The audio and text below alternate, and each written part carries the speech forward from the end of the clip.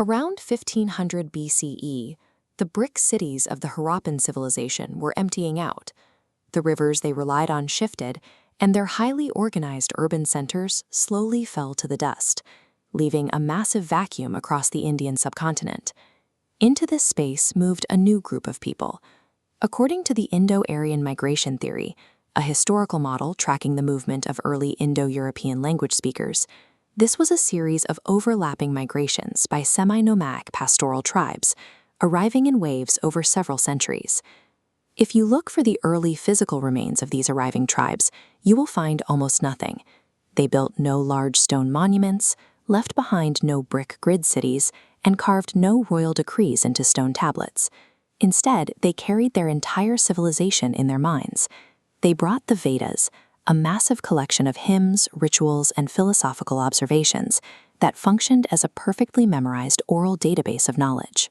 For a society constantly on the move, storing culture, laws, and history in a portable format was a highly effective adaptation. It allowed them to maintain a collective identity no matter where their herds took them. To see where this migration started, look at this map spanning from modern-day Turkey across the Iranian plateau to India. The earliest evidence of these tribes places them far to the west.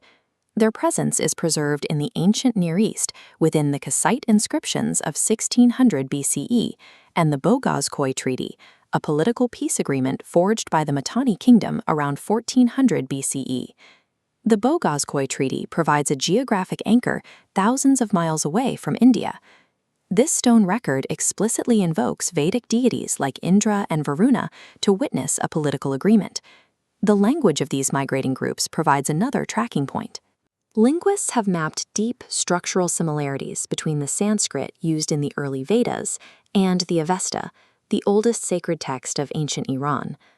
The overlap in these texts, combined with the scattered stone records in Western Asia, shows that the early Vedic identity was forged along a massive transcontinental migration route.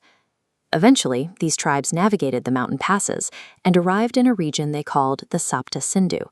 This translates to the Land of Seven Rivers, an area covering parts of modern-day southern Afghanistan, Punjab, and Haryana. During this early Rigvedic period, between 1500 and 1000 BCE, their society remained remarkably fluid.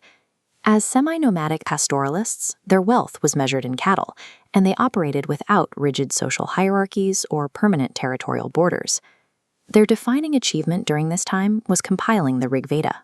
This is the oldest of the Vedic texts, organized into 10 mandalas, or thematic books, containing exactly 10,580 individual verses. To preserve this volume of information without a single written character required specialists in the tribe trained to pass down exact syllables, pitches, and intonations from person to person with zero data loss. This invisible, spoken architecture gave the tribes a shared history. Even as their camps moved across the river valleys, their cultural core remained entirely intact. Over centuries, population flow didn't stop in Punjab. The tribes pushed east, leaving the Indus River system and expanding into the Ganges Plains, establishing stable territories that eventually became the kingdoms of Kuru, Panchala. Later documents like the Shatapatha Brahmana, a prose commentary on Vedic rituals, describe a society that had become highly structured, stratified, and ultimately codified in writing. The people themselves had transformed. They traded their grazing routes for permanent agricultural fields, shifting from a moving pastoral network into a complex, settled society. The multi-century process of movement, adaptation, and eventual settlement permanently laid the cultural and societal foundations for the ancient subcontinent.